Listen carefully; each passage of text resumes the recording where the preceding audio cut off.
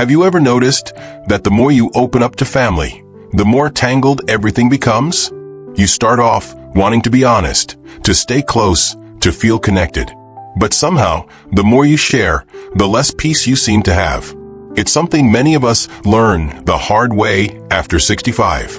And it's not because our families don't love us. It's because love is complicated. Expectations, opinions, and emotions, they all come bundled in. And when you start putting everything on the table, it can invite reactions you never expected. I used to believe that complete honesty was the best way to keep my family close. I really did. I thought if I just told them everything, it would show them I trusted them. But over time, I realized something quietly powerful. Not every truth needs to be spoken, not because it's shameful, but because peace in this stage of life is worth protecting. You earn that right after all you've been through. So in this video, I want to talk with you, not lecture, just talk about 5 things I've learned are better kept to yourself after 65. Not to be secretive, but to be wise. If you've ever felt drained after sharing too much or found yourself wishing you'd stayed quiet in a conversation, then this message is for you. And if you're new here, welcome. We're building a kind, thoughtful space for seniors who want to live these next years with dignity, calm, and strength. Let's get started. The first secret is a big one, your exact financial situation. Now, I know what you're thinking. We've always been told to be transparent with our families. We want to avoid surprises down the road, right? We think if I let them know how much I've saved, how I've structured things, what I plan to do with the money, I'll be protecting everyone from future confusion. That's what I used to think too. But here's the truth no one tells you. The moment you fully open that financial curtain, the dynamics start to shift. Sometimes subtly, sometimes quickly. Let me tell you about Martin. He's 81 now, a retired engineer who spent his life budgeting carefully and investing modestly. A soft-spoken man with a sharp mind and a warm heart. A few years ago, thinking it would bring peace of mind, Martin sat down with his 2 adult sons and shared everything. His bank accounts, his pension, the house deed, his plans for distributing the estate. He even printed out spreadsheets to show how well he'd manage things. He expected relief, gratitude maybe. What he got instead were questions. A lot of questions. Dad, why are you still living in such a big place? Shouldn't you sell and move into assisted living before something happens? What's your plan if you need long-term care? One son even suggested moving in to help manage the finances, just in case something came up. It was all said with concern, with love. But over time, Martin started to feel boxed in, as if every decision now needed someone else's approval. And it didn't stop there. Once the numbers were out, every little spending decision seemed open to judgment. A vacation? Should you really be flying at your age? A new recliner? Seems expensive, Dad. Even things as small as buying a new pair of shoes came with commentary. And what hurt most, Martin told me this himself, wasn't that his sons didn't care. It was that they cared so loudly, so constantly, that he felt like he was no longer in charge of his own life. Here's the reality. Once you open that door, it's hard to close it again. Even the kindest family members can overstep without realizing it. And in less fortunate situations, people who were once distant suddenly take a keen interest in your money. Not you, your money. That distant cousin who never called, suddenly they want to visit. That grandchild who always forgot your birthday, now they're asking about your will. I'm not saying you shouldn't plan ahead. You should. It's wise to have a will, a durable power of attorney, and a trusted person to handle things if you can't. But sharing the full picture prematurely, before it's necessary, can create pressure you didn't ask for. Suddenly, you're no longer trusted to make your own decisions. They are being made with you, or worse for you. Privacy is not secrecy. It's protection. You don't owe anyone your bank statements. You don't need to explain why you bought a new TV or donated to a cause you care about. Your money is yours. It's the result of decades of hard work, of sacrifices no one else may even know about. And the person most qualified to decide how it should be spent or saved is you. Protect your peace. Share only what needs to be shared when the time is right, and with people who genuinely respect your boundaries. Because once your finances become a topic of family discussion, you might find yourself defending decisions that no one else should be judging in the first place. Now let's talk about something that feels so natural to share: our health. After all, our bodies aren't what they used to be. The knees creak a little more than before, sleep isn't always restful, and some days we just don't feel like ourselves. It's normal. And when you love your family, it's only human to want to share those experiences with them. We think they care about me. They'll want to know. And often they do.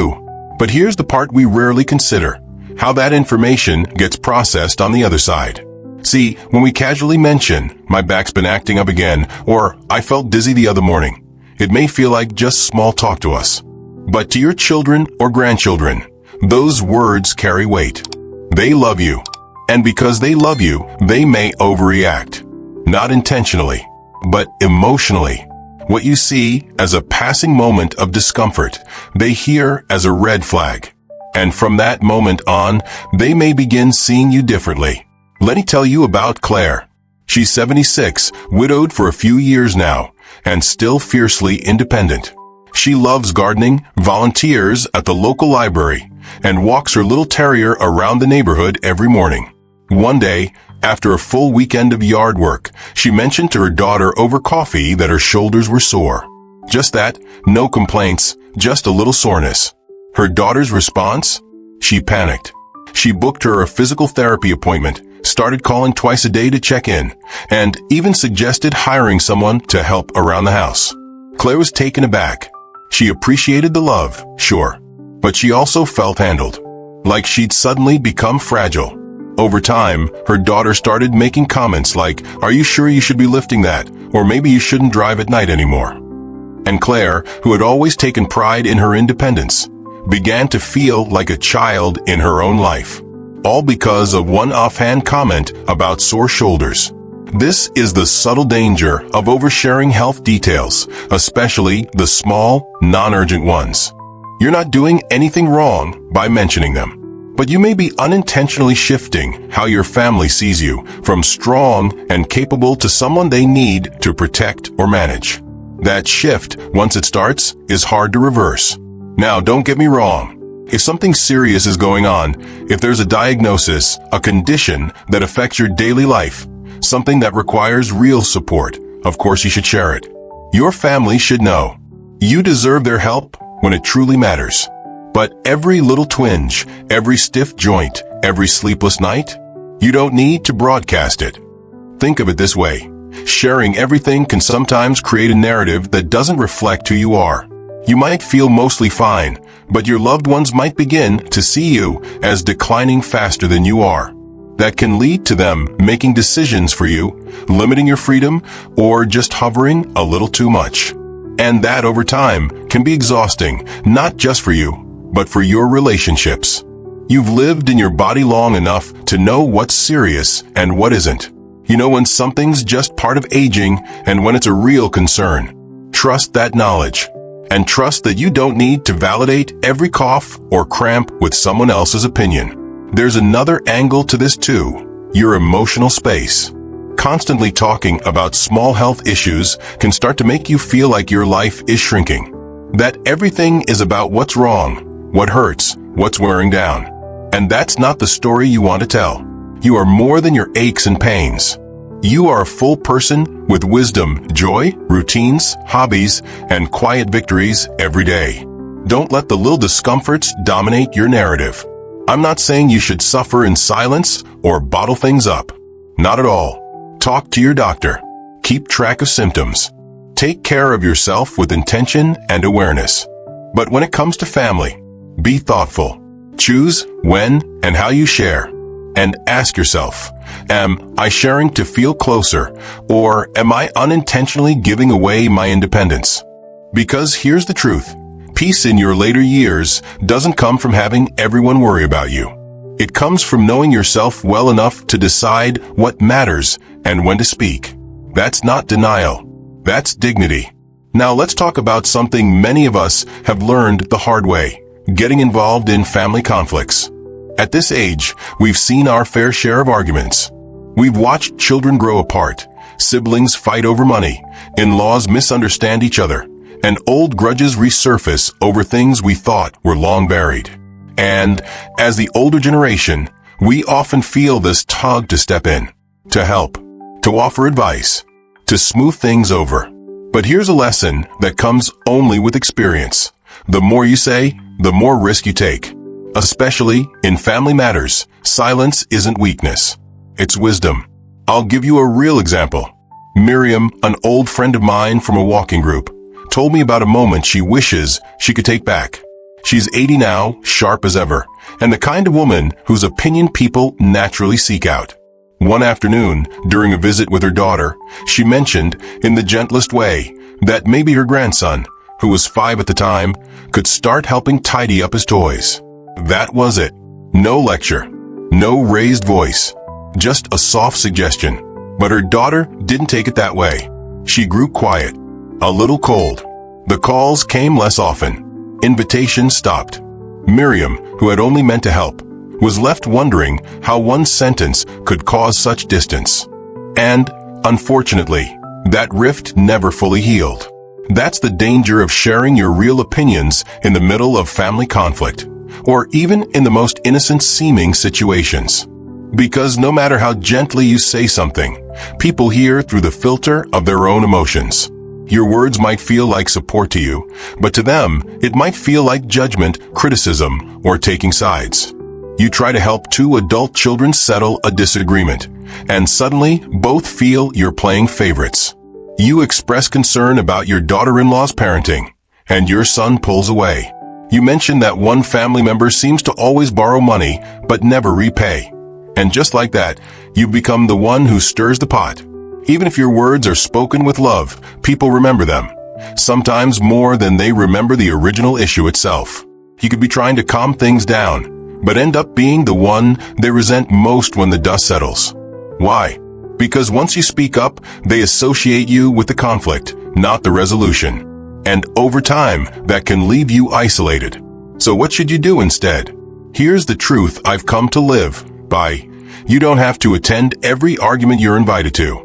You don't have to share your opinion just because you have one. You can love your family deeply without inserting yourself into every disagreement. You can be present without being pulled in. Sometimes the most powerful words you can say are, "I trust you to work it out," or simply, "I don't want to take sides, but I'm here if you need me." And then let go. Let them grow. Let them stumble.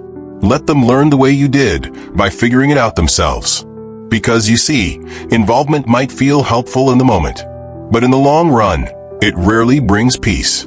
What brings peace is protecting your own emotional well-being, being the calm eye of the storm, being the quiet, steady presence that doesn't react to every wave. And that doesn't mean you're uncaring. It means you've grown enough to know that not all battles need your participation. Your role, now more than ever, is to keep your heart steady, not just for them, but for you. You've seen what happens when people speak without thinking, when well-meaning advice turns into long-term wounds. And you've earned the right to step back, to watch, to hope, to pray, maybe, but not to be dragged into every fire. Because let's be honest, in this stage of life, peace is too precious. You've earned your wisdom. You've lived through enough family holidays, heated discussions, and misunderstood conversations to know. Sometimes the kindest thing you can do is stay silent.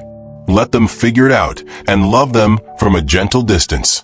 Now let's talk about something much quieter than drama, but often heavier than any argument. Our regrets. At this stage in life, we've all got them. Even the most content and accomplished people carry a few what-ifs, and I wish I had's. It's part of the human experience. You think about the opportunities you didn't take, the places you didn't go, the moments that slipped through your fingers. And sometimes, those memories start to surface in conversations, with our children, with our grandchildren, or even just in passing remarks over coffee. But here's something I've come to believe. Not every regret needs to be spoken aloud. Especially not in front of the people you love. Let me tell you about Norma. She's 79, a retired schoolteacher who raised 4 children while supporting her husband through years of illness. One afternoon, during a quiet walk with her youngest daughter, she sighed and said, "Sometimes I wish I hadn't let go of my dream to travel when I was young." It wasn't meant to hurt. It was just a thought, a flicker of reflection. But her daughter took it hard. Later, she admitted it made her feel like her mother's sacrifices hadn't been worth it.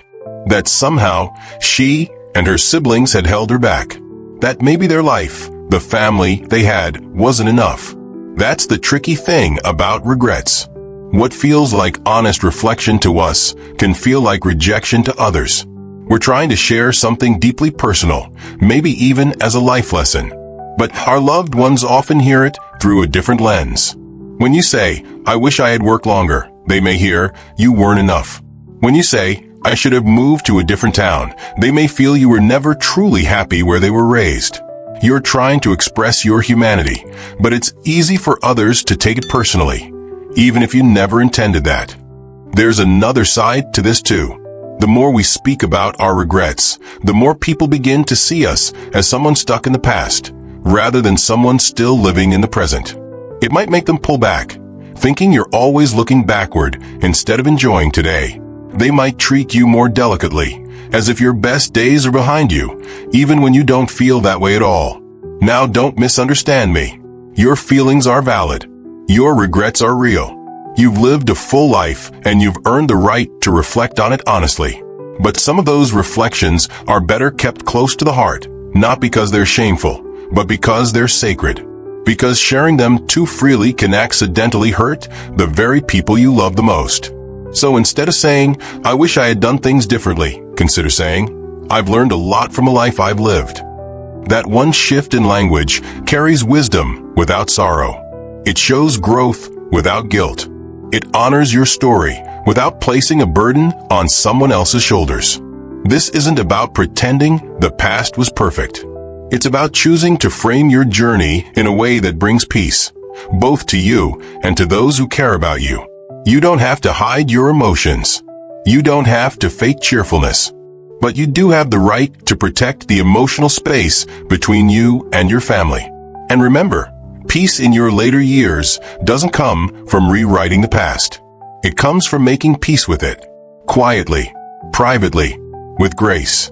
Now let's talk about the fifth and final secret, one that many people believe they should share for the sake of fairness or clarity: your plans for your assets. We've all heard the advice, haven't we? Don't leave your family guessing. Make sure everyone knows what to expect. And there's some truth in that, up to a point. Having a legal plan in place, making a clear will, and choosing someone you trust to manage your affairs is important. Absolutely. But here's the piece of wisdom that isn't talked about enough. The details of what you plan to leave behind, who gets what, and how your estate will be divided. Those are things that can do more harm than good when shared too early or too openly. Let me tell you about Edna. She's 83, a retired nurse who spent her life saving, budgeting, and investing wisely. She's generous, thoughtful, and deeply loyal to her 3 adult children. Wanting to avoid confusion, Edna decided to tell each of them exactly what she was planning: how the house would be sold, how the accounts would be divided, even which heirlooms would go to whom. At first, it seemed like the right move. But within weeks, things began to shift. Her middle son, who had always been easygoing, suddenly started calling more often, offering opinions about how the house could be sold now, while the market was still good. Her daughter, who had moved out of state, questioned why she wasn't getting the same percentage as her siblings, since she had sacrificed so much by leaving home. And the youngest? He became distant, clearly uncomfortable with the whole conversation, but hurt all the same. What started as a thoughtful effort to be transparent turned into a storm of subtle competition, hurt feelings, and quiet resentment. And here's what Edna told me, word for word. I felt like they started seeing the inheritance, not their mother. That's the risk. When you share your asset plans in detail, even with the best of intentions, it can stir up expectation, entitlement, jealousy, or distance. You may think you're bringing peace, but more often, you're opening a door to questions, comparisons, and unintended tension. And here's something else to consider. Once people know your plans, they may start looking at your life choices differently. Why are you still living in that house if it's going to be sold? Why spend money on a cruise now? Shouldn't you leave a little more behind for the grandkids? The pressure starts to build, not always through words, but through glances, tone, hesitation. That pressure chips away at something very important: your freedom to enjoy the life you built. Now, don't get me wrong. You still need a solid, legally sound estate plan. You still need a will and a power of attorney, and someone you trust to carry out your wishes when the time comes. But that doesn't mean you need to turn your retirement into a negotiation table. You don't owe your children a preview of your will like it's a chapter in a book. You don't need to justify your plans. What you choose to give or not give is your decision. Because true peace in this chapter of life isn't about how much you give away. It's about how freely you live. Your legacy is more than a dollar amount. It's the life you lead, the lessons you've passed down, the love you've shown consistently, quietly, faithfully. That's what your family will remember most, if you let them. And if someone only shows interest in you when the conversation turns to money, then you may need to ask yourself a hard but important question. Are they truly valuing you, or just what you have? Protecting your plans isn't selfish. It's smart. It's respectful. And it ensures that you can enjoy your golden years without the shadow of judgment, pressure, or competition hanging over you. So let's wrap this up with a thought I hope stays with you. You've spent your whole life giving time, giving support, giving advice, giving comfort. But now is your time to guard something else, your peace. Peace is not a luxury for people our age. It's a necessity. A quiet home, a calm heart, the right to move through your day without feeling watched, judged, or second-guessed.